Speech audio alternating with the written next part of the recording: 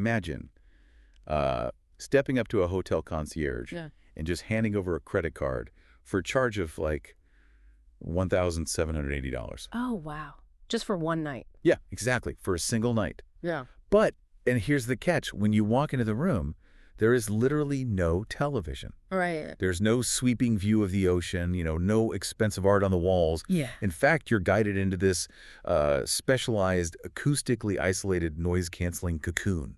That sounds intense. It is. And the bed itself is embedded with artificial intelligence that constantly monitors your body temperature. It micro-adjusts the mattress firmness to keep you entirely, paralyzed in deep REM sleep. I mean, it sounds like the opening scene of a dystopian science fiction film, honestly. Right, but you aren't paying $2,000 for luxury in the traditional sense. You're paying that much for absolute engineered unconsciousness. Which is wild, but it's actually one of the absolute fastest growing sectors in the global travel industry right now. It really is. Yeah, we are looking at this fundamental rewiring of what human beings value, right? Like how we spend our money, and ultimately how governments are literally deciding to build the cities of tomorrow. Which is exactly why we're pulling apart this massive stack of sources today for this deep dive. I mean, we've got a lot on the table. We really do. We're looking at the latest Global Wellness Institute, so the GWI economy monitors for 2024 and 2025. Plus, we're digging into actual urban planning blueprints and legislative announcements from the governments of Dubai and Singapore. Mm-hmm. And we also have that psychological well-being in hospitality report from EHL. Right. The École Hôtelière de Lausanne in Switzerland, Mm-hmm. widely considered, the premier hospitality management school in the world. Exactly. And on top of that, we're looking at these really specific deep dive analyses on modern travel trends. Yeah, so when you lay all these documents out together, you kind of stop seeing isolated trends, and you start seeing this unified macroeconomic tectonic shift. Absolutely. The data really forces us to ask a very specific question about the future of human civilization. And that question, which is really the thread I want you, the listener, to pull on as we go through all of this, is this. Are the most successful cities of the future no longer the wealthiest cities, but the healthiest cities? It's a huge shift in perspective. Right.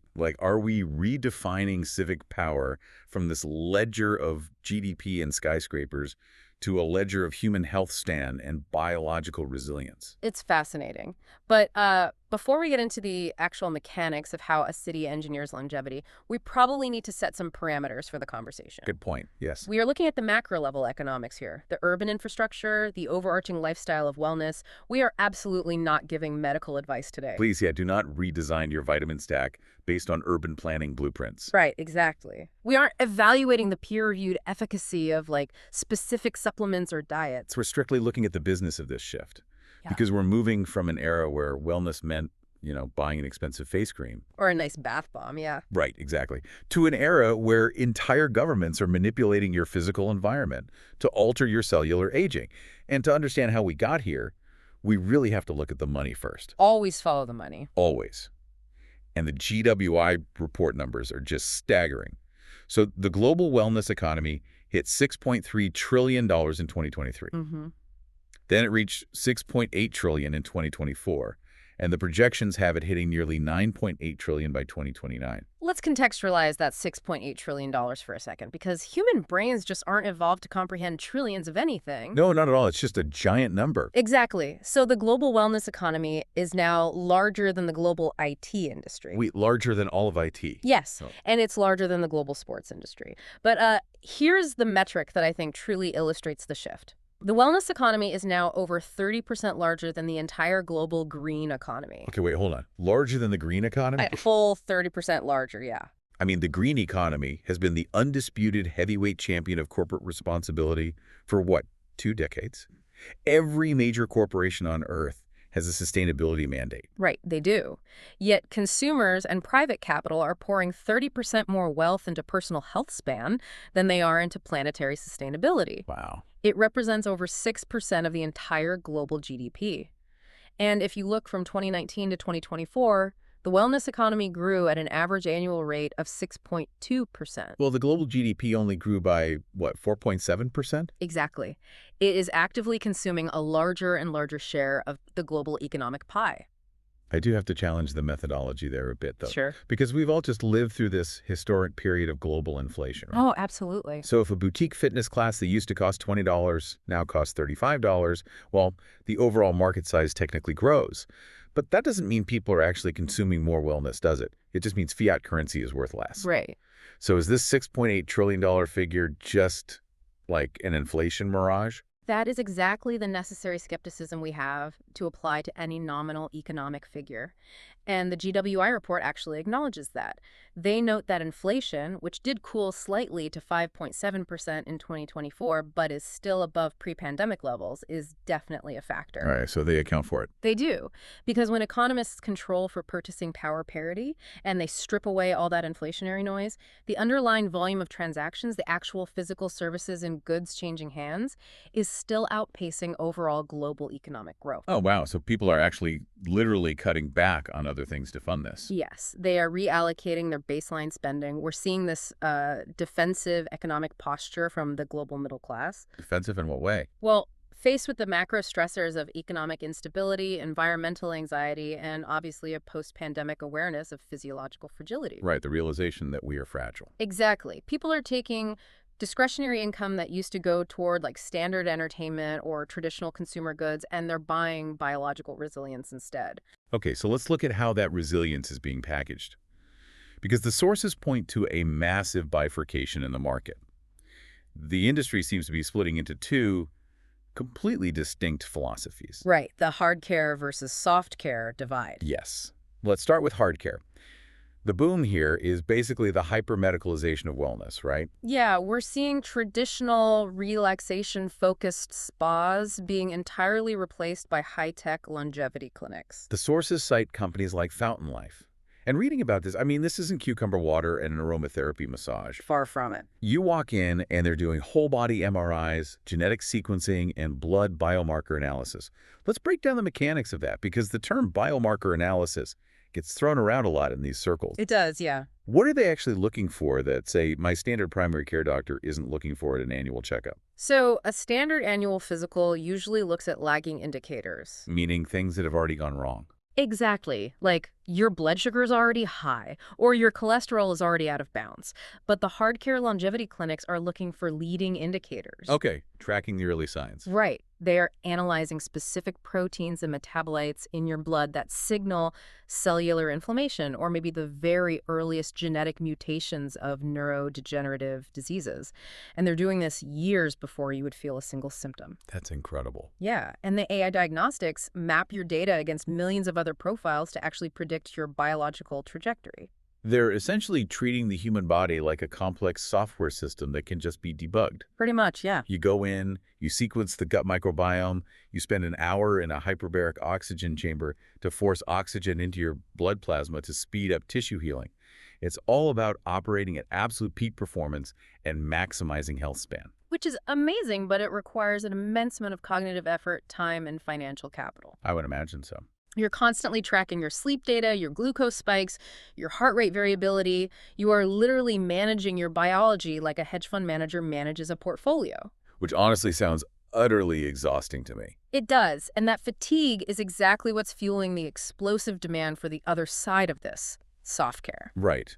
Because for every individual seeking to conquer their biology with an AI blood panel, there's someone else experiencing profound burnout from that exact type of hyper-optimized modern existence. The GWI report details this massive pushback against what they call uber-commodified wellness. And the data shows a huge resurgence in things like thermal and mineral springs. Which is interesting because despite massive setbacks during the pandemic lockdowns, spring businesses in Europe, the US, Australia, and China are seeing double-digit growth right now. But it's not just about sitting in hot water. No. The sources describe these practices like off-gas sauna events. I'd never heard of this before. Off-gas is a brilliant example of soft care mechanics in action. It's basically a traditional European practice where a sauna master essentially performs a sensory ritual. Like a performance. Yes.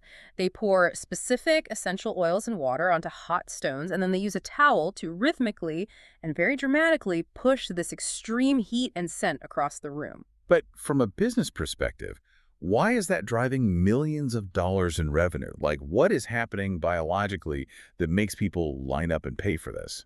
It's this unique combination of physiological stress and psychological safety. When you sit in extreme heat, your body produces heat shock proteins, right? Which help repair damaged cells. Okay, so there's a hard biological benefit. Yes, your cardiovascular system gets a workout comparable to moderate exercise. But more importantly, the off-dis ritual is entirely analog and it's deeply communal. You're in a wooden room, completely disconnected. Right. No smartphone, sweating alongside 20 strangers, sharing this highly tactile sensory experience. It forces you out of that analytical, anxious part of your brain and anchors you entirely in the physical present. Exactly. The sources also mention these things called deep listening saunas and social bathhouses. It really seems like the soft-care movement is recognizing that we have this deep evolutionary need for a tribe, and we're basically trying to artificially reconstruct that village dynamic. We really are. So you have these two divergent paths, hard care using data to fight modern stress, and soft care using analog community to escape it. But both of those paths require physical spaces to exist. And that brings us to the most critical data point in the entire GWI report regarding urban development. The absolute fastest growing sector in the global wellness economy right now is wellness real estate. And the growth here is just wild. It grew at 19.5% annually from 2019 to 2024. That's massive. It went from a $225 billion market to nearly $548 billion, and it's projected to cross $1 trillion by 2029. And we need to clarify, this isn't just about putting a Peloton in the basement of a luxury condo building and calling it a wellness amenity. Right, slapping a label on it. Exactly. The GWI defines wellness real estate as buildings, neighborhoods, and entire communities that are proactively designed and built to support the holistic health of the people living in them. So we're talking about fundamental engineering changes, like HVAC systems that don't just circulate air, but use advanced filtration to actively remove the PM2.5 particulate matter that causes cognitive decline. Yes. Or circadian lighting systems built right into the architecture that mimic the color temperature of the sun to regulate your melatonin production. And when you realize that nearly $550 billion is being spent to physically rebuild our living spaces around human biology, you have to look at how governments are responding to this trend, which takes us directly to Dubai. Right. And this concept of literally engineering a future city. Exactly. Dubai recently announced the establishment of the Dubai Longevity Authority, or the DLA, which is supposed to be fully operational by 2026. And Sheikh Mohammed bin Rashid Al Maktoum established this with a very specific directive. He stated that the true wealth of nations lies in their people. Which is a phrase that is so often used as just political poetry, right? Yeah, a nice soundbite. But in this case, Dubai is building a hard, enforceable regulatory framework around it. The DLA isn't just a marketing board. It is an actual regulatory body designed to oversee clinical trials, manufacturing, and patient care for longevity therapies. Let me make sure I'm fully picturing the implications of this. A city regulating longevity. Yeah. Our current medical system is basically like waiting for your car's engine to completely seize up on the highway before you decide to change the oil. Sadly, yes. You get sick, you go to the hospital, they perform a catastrophic intervention. But Dubai is trying to invent the civic equivalent of a continuous diagnostic dashboard. That is a highly accurate mechanical analogy, actually, because until now, the longevity industry, things like peptide therapies, which use these short chains of amino acids to signal cells to repair tissue, or advanced regenerative medicine. Stuff that sounds a bit sci-fi. Very sci-fi. It has all operated in this massive regulatory gray zone. It is incredibly difficult for a consumer to distinguish between a genuine, scientifically validated cellular therapy and just a brilliant marketing scam. So Dubai is stepping in to act as the ultimate validator. Exactly. If the DLA approves a clinic, you as a consumer know the therapies are backed by rigorous, standardized clinical data. Right. But what is the overarching civic goal here? I mean, why take on the immense bureaucratic burden of regulating anti-aging science at a government level? Because they understand the macroeconomic reality of the next century. Global populations are aging rapidly everywhere, and chronic disease is a massive drag on economic productivity. It costs a fortune. It does. If Dubai can build a trusted, regulated ecosystem where people can access therapies that keep them biologically 50 years old when they're chronologically 70 years old, they will win the global war for talent and capital. Wow. They are treating healthy life expectancy as a competitive civic infrastructure. That is wild. And while Dubai is taking this highly clinical regulatory approach, the sources show another major global city tackling the exact same problem, but through pure physical urban design. Right. And that is Singapore. Singapore, Hmm. which provides perhaps the most compelling evidence for our core question today about the healthiest cities of the future. Absolutely. Dan Buettner, who is the guy who categorizes the world's blue zones, places where people naturally live the longest, healthiest lives, like Okinawa or Sardinia, Right. he recently named Singapore the world's sixth blue zone. But the crucial distinction in the sources here is that Singapore is the world's first engineered blue zone. Exactly. Because in places like Okinawa, longevity is kind of a byproduct of centuries of traditional diets, isolated geography, and inherited cultural practices. Singapore didn't inherit their longevity, they built it. They really did. Their wellness spending per capita is over 8 times the Asian average. And over the last few decades, their overall life expectancy jumped by 25 years. 25 years. Yes. And their number of centenarians literally doubled. But how? How does a dense, highly commercialized, incredibly humid island metropolis engineer a 25-year jump in life expectancy? They did it by introducing these deliberate micro-frictions and micro-incentives into the daily lives of millions of people. It started with their Healthier SG initiative. What did that involve? It fundamentally restructured their healthcare financing to heavily subsidize preventative care rather than just acute hospital care. They financially incentivized residents to build long-term relationships with a single-family doctor to track their baseline health over decades. But the urban design aspect is what really alters the behavior on a mass scale, right? Because if you want people to walk more, you can't just put up a billboard telling them to walk. No, people will just ignore it. Exactly. You have to change the actual geometry of the city. Right, and that's what they did. Singapore integrated massive amounts of green space and canopy shade into their high-density zones. Because in an equatorial climate, if there is no shade, people simply will not walk outside. It's too hot. Way too hot. So by engineering continuous shade networks, they altered the thermodynamic reality of the street level. And they manipulated their public transit system to enforce movement, too. The stations are incredibly efficient, obviously, but they're deliberately spaced to force a certain amount of daily walking, and they use mixed-use zoning to ensure that grocery stores, clinics, and parks are within a very specific walking radius of residential towers. It's brilliant planning. They are essentially tricking the human nervous system into getting thousands of steps, exposure to natural light, and incidental social contact, all just by running basic errands. And this concept is formalized in the Therm Group report under the term urban wellness infrastructure. Urban wellness infrastructure? Okay. The argument is that for the last century, urban planning has been dominated by a design-first or an efficiency-first approach.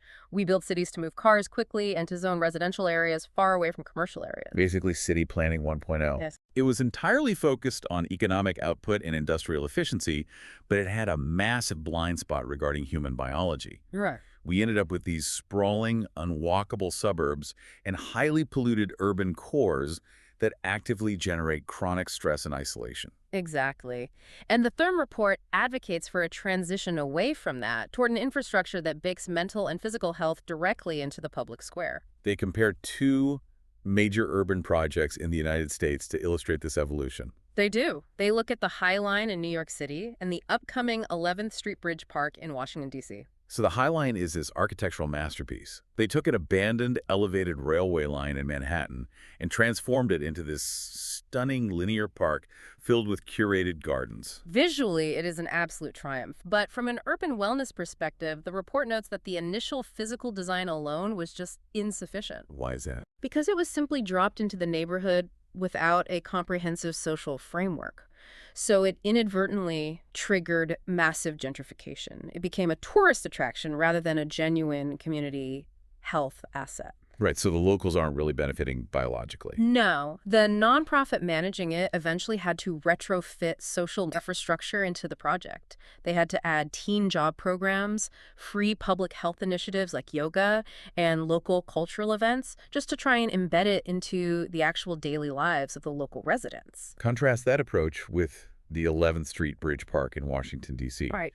The architecture there is being designed by heavyweights like Oma and Olin, so we know it will look spectacular. But the sources highlight that the architecture is almost secondary. That's the key shift. The foundation of the project is this massive, equitable development plan designed to protect the surrounding neighborhoods from displacement. They are utilizing mechanisms like community land trusts to ensure affordable housing remains intact in the area.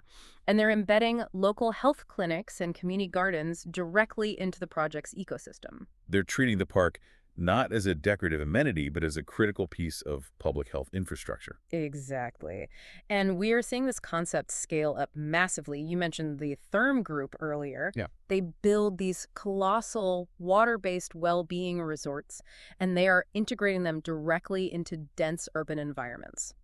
We are talking about facilities that process up to 8,000 people on a busy day. 8,000 people a day. The thermodynamics and the logistical engineering required to move 8,000 people through various thermal baths, saunas, and botanical environments in a single day is just staggering. It is. It requires massive water filtration technology, energy recapture systems, and completely seamless public transit integration. It really is the modern equivalent of the ancient Roman baths. That's a great comparison. Because in Rome, the baths weren't just a place to get clean. They were the absolute center of civic life.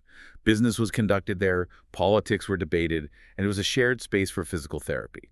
Tharm is essentially trying to resurrect that civic model. But building infrastructure at that scale requires profound alignment between private capital, universities, and local governments. You can't just build it in a vacuum. Too. The sources detail this fascinating public-private partnership in Monterrey, Mexico, called Distrito Tech. The Tecnológico de Monterrey University realized that the urban environment surrounding their campus was basically failing. In what way? There was population decline, a lack of walkable spaces, and really rising safety concerns. And obviously, if the city around your university is failing, your university will eventually fail because you just won't be able to attract talent. Right.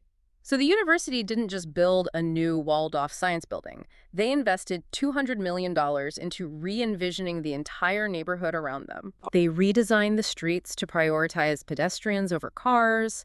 They built pocket parks to reduce the urban heat island effect. And they created these safe, well-lit corridors to encourage nighttime social activity.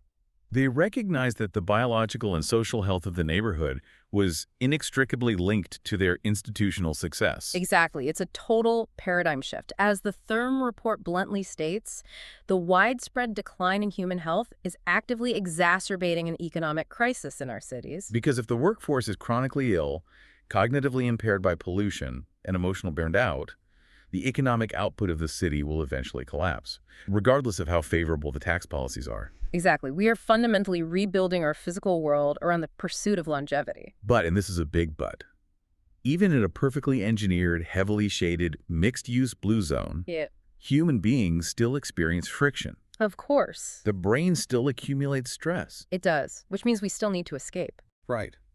And how we escape is undergoing a transformation just as radical as how we build our cities.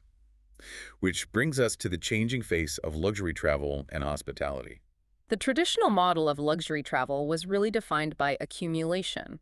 You wanted to see 10 European cities in 12 days. You wanted an itinerary packed from dawn until midnight with exclusive tours, rich food, high-intensity experiences. It was essentially competitive sightseeing. Yeah, that's exactly what it was. But the sources indicate that this exhaustion-inducing model is totally collapsing in the luxury sector and making way for what is broadly categorized as slow travel. And the most extreme, fascinating manifestation of slow travel is sleep tourism.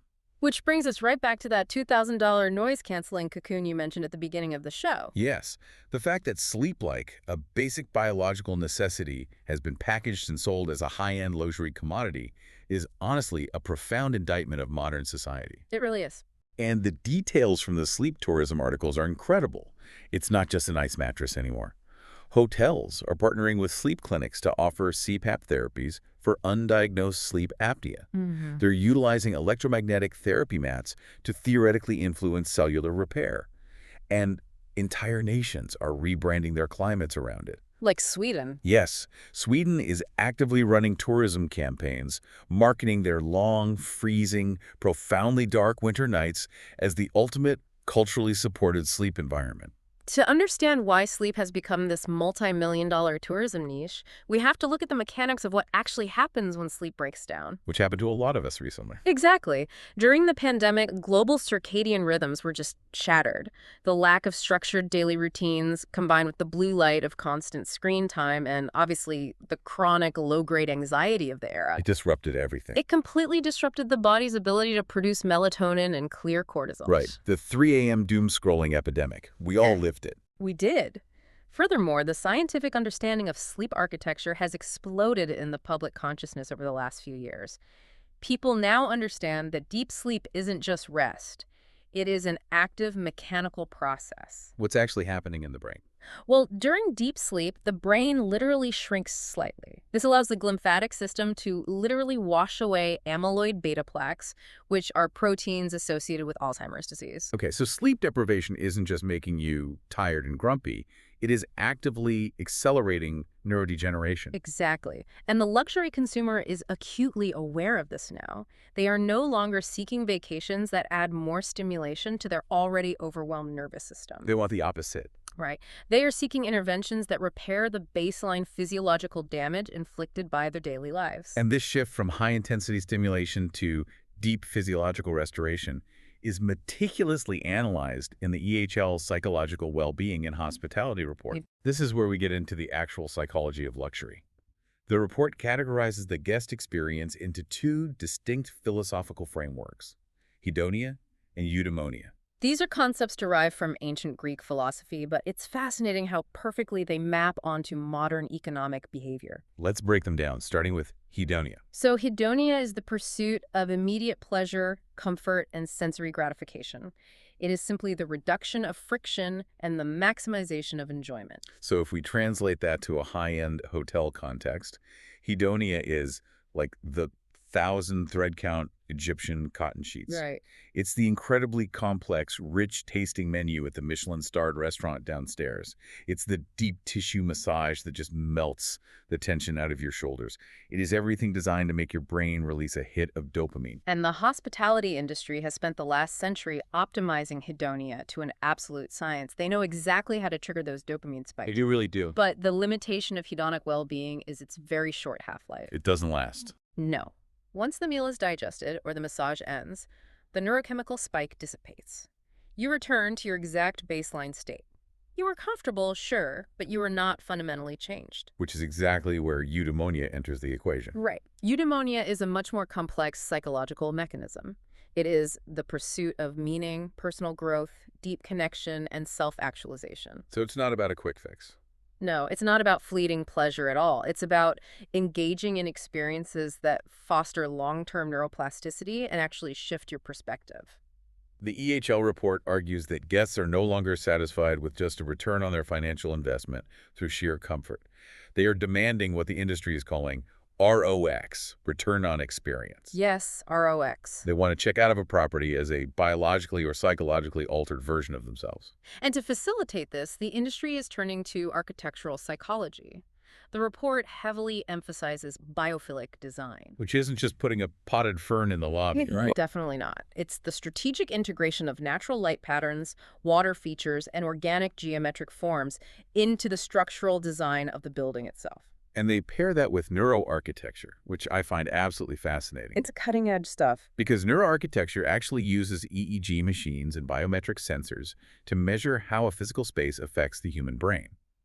They can measure how a specific ceiling height or the angle of sunlight hitting a wall at a certain time of day actively lowers a person's cortisol levels and shifts their brainwaves from a high-alert beta state into a relaxed, creative alpha state. There are mathematically building spaces proven to induce calm. It's incredible. It is. But this brings the EHL report to its most critical and perhaps most difficult conclusion. You can hire the best neuroarchitects in the entire world. You can install the AI-driven sleep cocoons and the massive biophilic living walls. Right.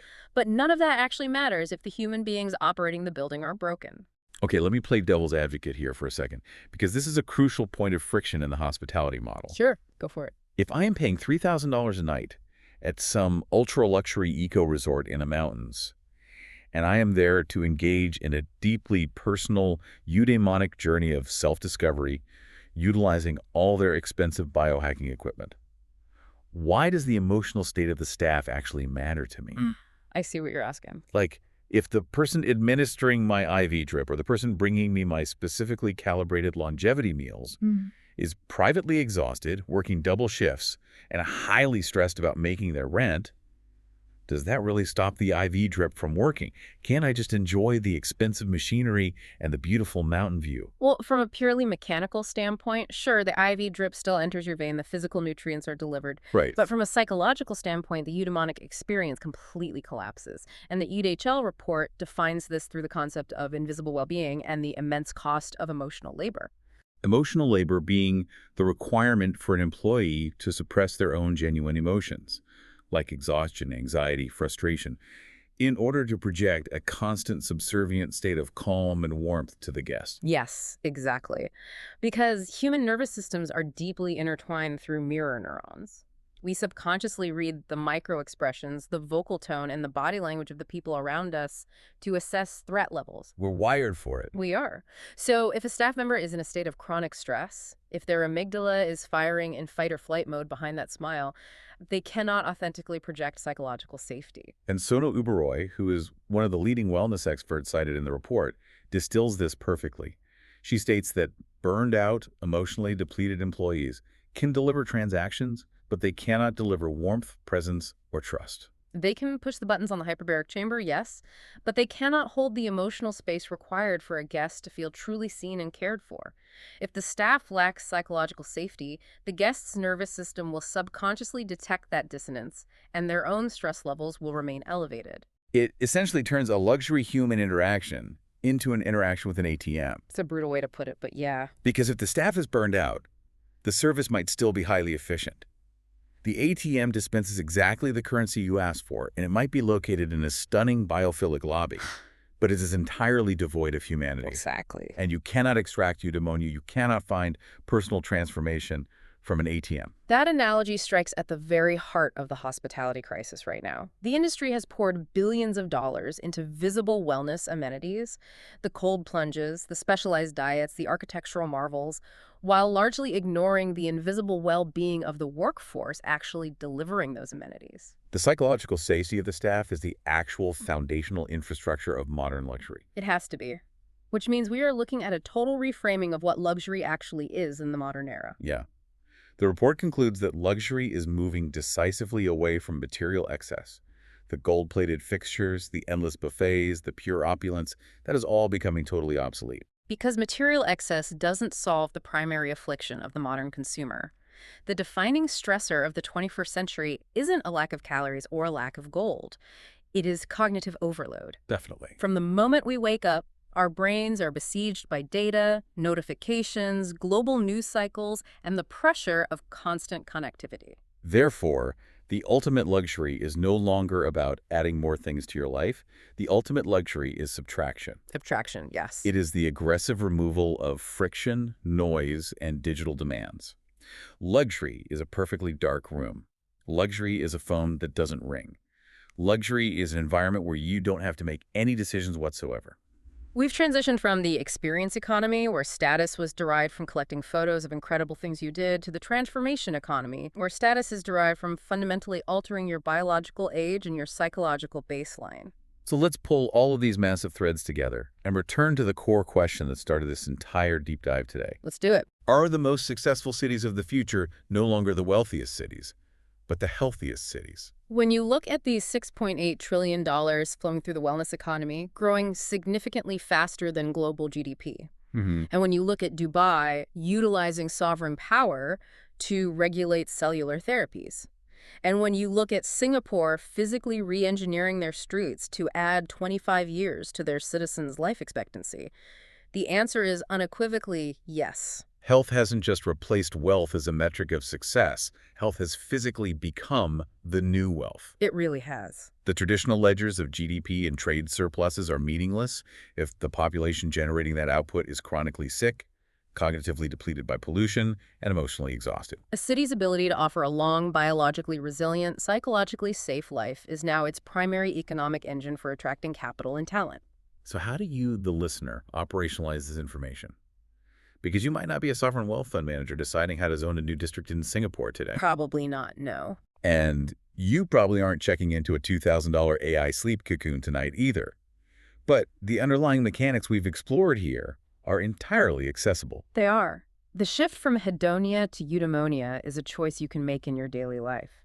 You can choose to optimize for long-term meaning and deep connection, rather than just chasing the next short-term dopamine spike of comfort or distraction. You can actively participate in the soft-care rebellion. You don't need a luxury spa for that.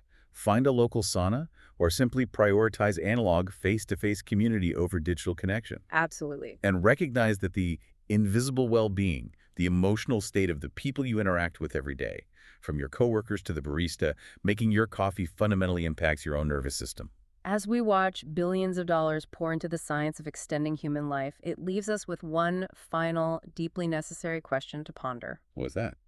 Well, we're rapidly approaching a future where our cities, our homes, and our vacations will be perfectly engineered using advanced AI and biometric data to monitor our biological decay and optimize our physical longevity. Right. We will have the technology to theoretically live to be 110 or 120 years old in relatively perfect health. But if we meticulously engineer every square inch of our environment to manage our biology, do we risk reducing the chaotic, beautiful human experience to a simple set of metabolic metrics to be managed? That is the danger, yeah. Or does finally removing the relentless friction of chronic disease, exhaustion, and survival give us the ultimate freedom to figure out what we actually want to use all those extra decades for? If the city keeps you alive for 120 years, what is the meaning of those years? That is the one diagnostic test the AI cannot run for you. Thank you for joining us on this deep dive. We will catch you on the next one.